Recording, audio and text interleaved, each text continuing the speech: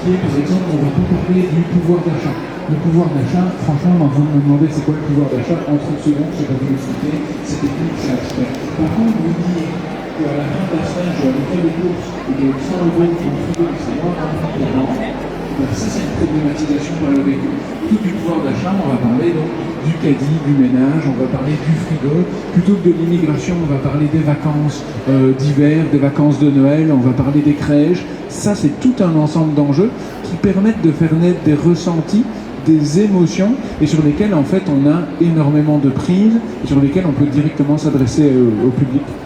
Alors vous avez remarqué l'habileté de ma conduite dans cette polarisation politique. J'ai dû trouver un sujet sur lequel je n'étais pas complètement d'accord, Milo. Est-ce que toi tu considères que c'est gagné, la droite dispose aujourd'hui complètement de l'hégémonie culturelle? Il a dit presque pas. Hein, je ne m'attendais pas à cette question. Je n'irai pas jusque-là. Je dirais que, donc, au-delà de la question de l'hégémonie culturelle, une chose sur laquelle j'insiste beaucoup, c'est la question de l'organisation. Et de ce point de vue-là, il me semble que, si on réfléchit en termes gauche-droite et perspective de victoire à droite et à gauche, je pense que la gauche travaille aujourd'hui sur un terrain qui lui est structurellement défavorable. Parce que lorsqu'on est dans la défense du faible, de l'opprimé, etc., ça demande en fait une capacité à organiser, une capacité à dresser des leviers d'action beaucoup plus importants que pour la défense des intérêts des puissants qui fonctionne presque par défaut. Par ces réseaux individuels existants, par la manière dont on peut influencer la décision politique sans avoir directement s'organiser et avoir des organisations de masse. Si jamais je ne trouve pas, parce que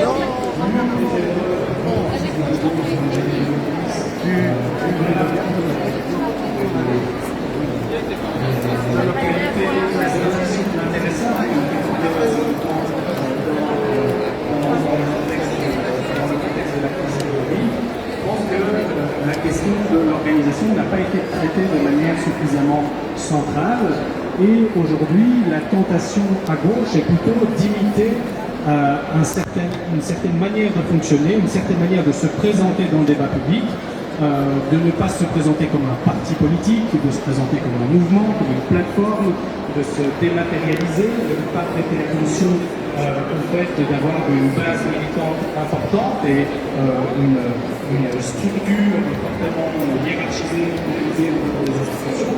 Je pense que c'est une erreur. Merci, monsieur.